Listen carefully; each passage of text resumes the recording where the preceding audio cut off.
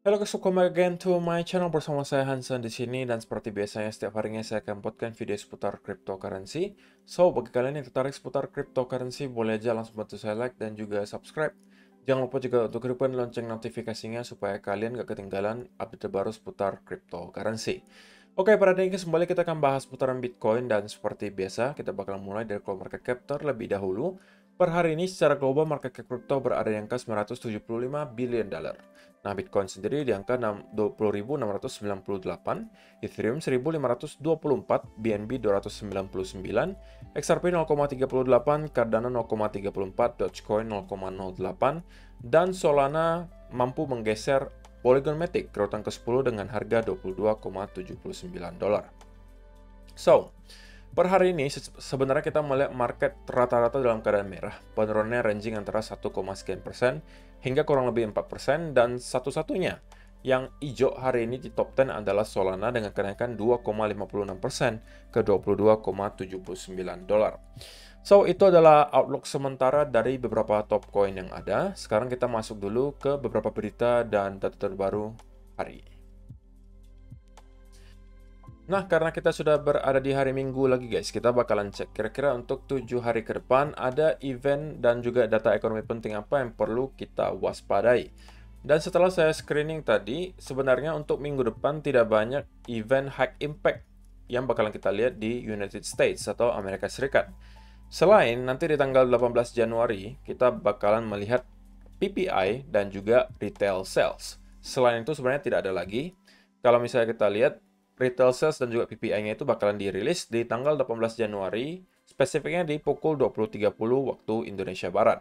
Nah, apa itu data PPI ini? Sekilas saja guys. PPI itu adalah Producer Price Inflation.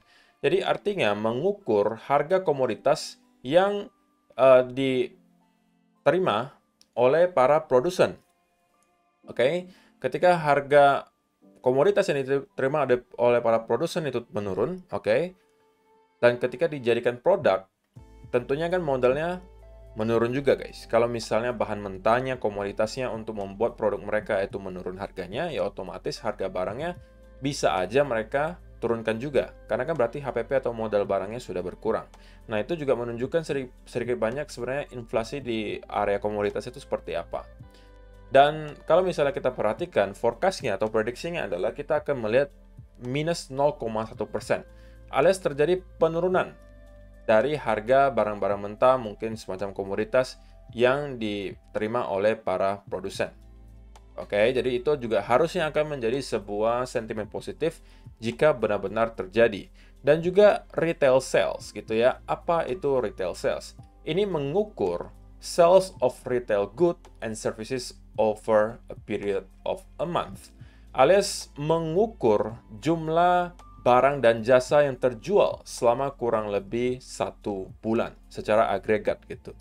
Dan jika kita lihat, kali ini prediksinya juga terjadi penurunan menjadi minus 0,8%, alias diekspektasikan akan terjadi penurunan permintaan guys. Ketika sales atau penjualan retail itu menurun, ya berarti kan demand dari para customer itu kan berkurang.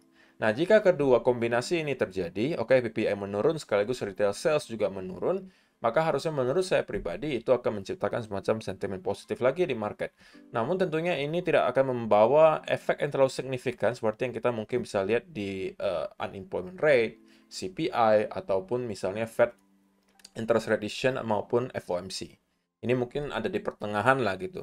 Jadi itu yang perlu kalian ketahui untuk minggu depan. Sisanya sebenarnya tidak ada lagi dari United States kecuali kalau kalian merupakan trader forex, mungkin kalian akan pantau di hari tanggal 14 Januari juga akan ada core inflation rate dari Euro area dan juga dari United Kingdom. Ini kemungkinan akan menciptakan volatility di market, khususnya di forex kemungkinan ya. Oke, jadi itulah yang pertama guys. Nah, yang berikutnya ini juga menurut saya adalah berita yang cukup unik guys. One of the largest US colleagues has begun teaching students about Bitcoin. Artinya apa? Salah satu kampus di Amerika Serikat, salah satu kampus terbesar di Amerika Serikat sudah start untuk mengajarkan para mahasiswa dan mahasiswinya mengenai Bitcoin. Oke. Detailnya lagi, classroom adoption of Bitcoin and cryptocurrency courses continue to skyrocket. with Texas A&M now being the latest US colleague to offer a Bitcoin course to some of its 74,000 plus students. Jadi di sana mereka mempunyai kurang lebih 74 ribuan mahasiswa dan mahasiswi. Dan untuk mereka-mereka yang pengen belajar Bitcoin di sana, itu sekarang bisa gitu guys. Dan ini menurut saya adalah sebuah berita yang baik apabila dilakukan di banyak sekali tempat. Mungkin sekarang belum terlalu banyak, tapi kalau misalnya nanti sudah mulai banyak juga hal yang serupa dilakukan di berbagai negara, maka semakin banyak orang yang bakalan mengenal yang namanya cryptocurrency, yang mengenal seputaran Bitcoin, apa itu Bitcoin, kenapa Bitcoin itu bisa jadi adalah aset masa depan, dan lain sebagainya. Sehingga efeknya apa? Efeknya tentunya akan menciptakan gelombang baru guys. Para investor baru yang mulai masuk, karena mungkin mendengar penjelasan dari para dosennya di sana dan kemungkinan merasa oke, harusnya bisa nih menjadi salah satu aset kelas yang kita investasikan juga, mungkin untuk at least gitu ya, diversifikasi portofolio. Mungkin kan kebanyakan orang lebih taunya saham gitu kan sekarang untuk investasi, atau mungkin properti dan lain sebagainya. Tapi kali ini ada aset kelas baru loh yang bernama cryptocurrency, khususnya mungkin Bitcoin, yang bisa juga kalian jadikan alat untuk diversifikasi portofolio. Oke. Dan ini sebenarnya ya baru kita lihat di US. Mudah-mudahan gitu ya, dalam waktu yang tidak lama lagi kita akan melihat negara kita tercinta Indonesia juga melakukan hal yang sama, sehingga orang-orang juga mulai teredukasi gitu. Apa sih sebenarnya itu Bitcoin gitu ya. Walaupun mereka mungkin tidak tertarik, tapi at least mereka tahu dan ngerti gitu. Apa itu Bitcoin, apa itu cryptocurrency, sehingga mereka bisa memutuskan sendiri apa yang mereka akan lakukan dengan informasi tersebut. Gitu ya. Jadi itu adalah yang kedua. Sebelum kita masuk ke chart guys, untuk kalian yang masih mencari platform untuk dapat trading di semua aset kelas, MiTrade akan bisa menjadi salah satu solusinya. Kenapa di MiTrade? Karena di sini kalian bisa trading di semua aset kelas, mulai dari cryptocurrency, forex, saham, komoditas, metal, itu semuanya bisa kalian lakukan dalam satu platform ini. Terlebih lagi di MiTrade kalian bisa trading baik di handphone maupun PC kalian, baik yang iOS maupun yang Android, itu sama-sama bisa mendownload aplikasinya di masing-masing Play Store dan App Store kalian. Kalau kalian sebelumnya trading dan memakai MetaTrader, harusnya kalian tahu kalau di iOS atau di iPhone itu sekarang kalian nggak bisa temukan lagi MetaTrader di App Store kalian. Jadi solusinya adalah kalian mungkin bisa buka account di MiTrade karena mereka punya aplikasi sendiri, nggak perlu pakai MetaTrader. So kalau misalnya teman-teman tertarik untuk mencoba dan trading di semua aset kelas, kalian bisa aja langsung klik link yang sudah ada di kolom description box di bawah untuk mendaftar. Depositnya hanya minimal $50 saja dan kalian sudah bisa memanfaatkan semua fitur yang ada di sini. Oke? So, itu adalah beberapa data dan berita hari ini yang pengen saya sampaikan untuk kalian, guys. Sekarang kita langsung masuk aja ke chartnya Bitcoin. Dan saya pengen mulai langsung dari 15-minute chart aja deh, guys. Nggak usah, atau 1 hour boleh deh. Nah, secara overall, seperti yang saya sudah sampaikan di video kemarin guys, bahwa saya expect dalam waktu dekat harusnya Bitcoin akan mendapatkan semacam konsolidasi atau at least koreksi terlebih dahulu sebelum kita kalau pengen melanjutkan kenaikan, baru kita akan lakukan nantinya gitu ya. Karena alasannya cukup simple. Pertama, kita mendapatkan ada RSI yang menunjukkan udah sangat overbought gitu ya. Yang kedua juga memang di 1 hour chart kita juga melihat adanya bearish divergence start untuk forming. Ya memang kita melihat ada beberapa indikasi menunjukkan bahwa harusnya bullish momentum sedikit sudah berkurang jika kita bandingkan dengan kenaikan yang terjadi di sini.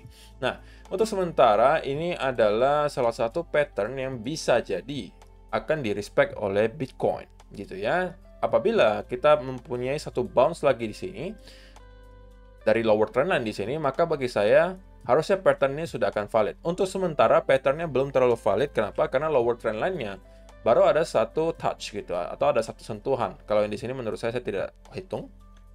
Oke. Tapi kalau kita kemudian mendapatkan sentuhan kedua di sini, bagi saya pattern di sini harusnya sudah bisa jadi valid. Nah, kita bisa consider ini sebagai sebuah bullish pennant, guys. Oke. Tetapi kalau kita jebol di bawah trendline di sini, oke, menurut saya pribadi harusnya kita akan bisa mendapatkan koreksi lebih dalam, mungkin membuat 2 wave correction di sini. Oke, tujuannya sampai kemana? Sedalam-dalamnya gitu ya. Kita mungkin bisa memanfaatkan juga Fibonacci retracement di sini.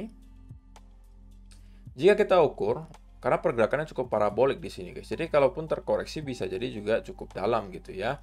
Maka kalau area FIBO yang mungkin bisa menjadi sebuah area yang akan kita pantau adalah pertama di sekitaran area 0,382 yang ada di sekitaran 19.300-an.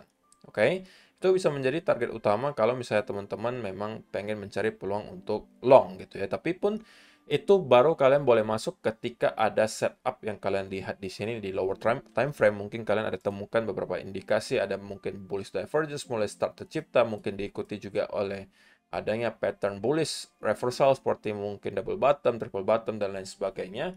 Baru mungkin kalian bisa masuk dari area tersebut. So far gitu ya, karena kita sudah di hari Minggu, weekly chart sebenarnya terlihat cukup oke gitu ya. Kita sudah lama tidak melihat ada sebuah candle weekly berwarna hijau sepanjang ini guys. Nah, jika teman-teman perhatikan sebelum-sebelumnya, setiap kali kita mendapatkan candle hijau setinggi atau sebesar ini, biasanya minggu berikutnya itu akan diikuti oleh at least gitu ya, dia akan break high terakhirnya di sini. Oke, walaupun tidak selalu kita akan terus meneruskan kenaikan, tapi kemungkinan besarnya kita akan break di atas high yang terakhir di sini. Sebelum market akan memutuskan lagi apakah kita akan kembali reverse down atau kita akan melanjutkan kenaikan ke atas. Mana buktinya? Yang pertama di sini teman-teman bisa lihat mungkin yang size-nya kurang lebih mirip ya, yang ukurannya kurang lebih mirip dengan yang kita lihat sekarang adalah di sini. Kita kemudian mengalami pelanjutan arah di sini.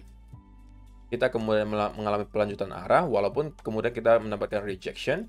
Di sini juga sama, oke, kita mendapatkan kenaikan dan kemudian break di atas high terakhirnya, walaupun pada akhirnya yang ini memutuskan untuk kembali reverse. Di sini juga sama, oke, di sini juga sama, yang ini juga sama. Jadi pada intinya, dengan adanya closing weekly candle dengan pattern seperti ini, maka saya expect di minggu depan harusnya gitu ya, harusnya paling tidak gitu ya, paling tidak kita akan mampu jebol di atas high terakhirnya di sini sebelum kita harus lihat apa yang akan market putuskan berikutnya. Tentunya salah satu hal yang nggak pengen kita lihat adalah kalau ternyata kita melakukan breakout dari sini dan kita mungkin hanya nyampe ke 21.500, 21.600 kemudian mendapatkan reversal yang sangat kuat, oke? Maka dari sini kita bisa expect kita akan mendapatkan koreksi yang cukup dalam saya rasa, atau bahkan kita bisa kembali reverse ke bawah.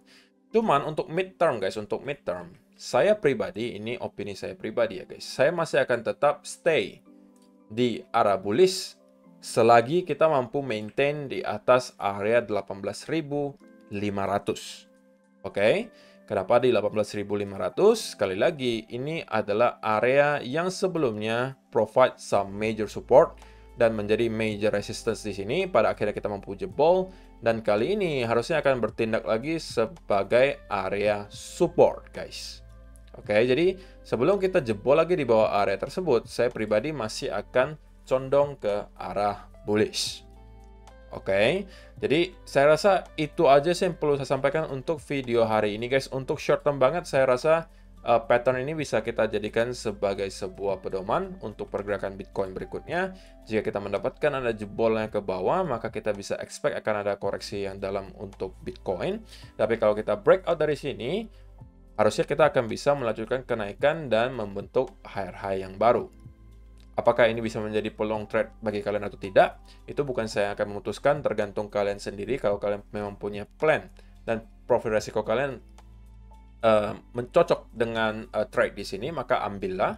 Tapi kalau tidak, ya tidak ada paksaan untuk kalian masuk ke trade saat ini. Karena juga memang sekali lagi, kalau saya pribadi gitu ya, saya akan lebih prefer idealnya kita akan mendapatkan satu bounce lagi dari sini gitu ya. Supaya apa? Supaya memvalidasi pattern ini. Semakin banyak sentuhannya, semakin valid pattern tersebut. Nah, jika kita melakukan hal ini sekali lagi, maka kemungkinan breakout yang terjadi nanti itu akan valid. Artinya breakout ke arah manapun akan menunjukkan arah berikutnya gitu. Kalau kita breakdown ya kita bisa jadi akan meneruskan koreksi ke area yang tadi kita sebutkan 19.500 sampai 300-an itu bisa menjadi area yang dituju. Atau kalau kita breakout ke atas kita akan menunjukkan kenaikan menuju ke area berikutnya.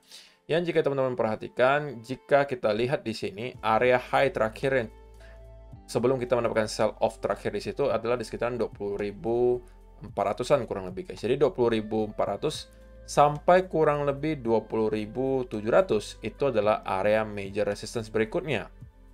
Kenapa bisa seperti itu? Jika teman-teman perhatikan, sebelum-sebelumnya di sini juga kita selalu kesulitan untuk mendapatkan momentum. Oke, di sekitaran area di sini, kalau teman-teman perhatikan kita mendapatkan sell off. Di sini juga kesulitan, gitu ya. Di sini juga sama, di sini juga sama, di sini juga sama. Oke, jadi kita bisa aja udah approaching major resistance gitu ya kalau kita menyentuh ke area tersebut. Berita baiknya adalah kalau kita mampu jebol dari area tersebut kemudian consolidate, maka saya rasa ini akan bisa menjadi peluang kita lagi untuk mendapatkan peluang untuk long. Gitu ya. Jadi itu aja sih guys untuk hari ini. Terima kasih yang sudah menonton sampai selesai dan semoga bermanfaat video hari ini. Kita akan ketemu lagi di video yang berikutnya. Bye bye.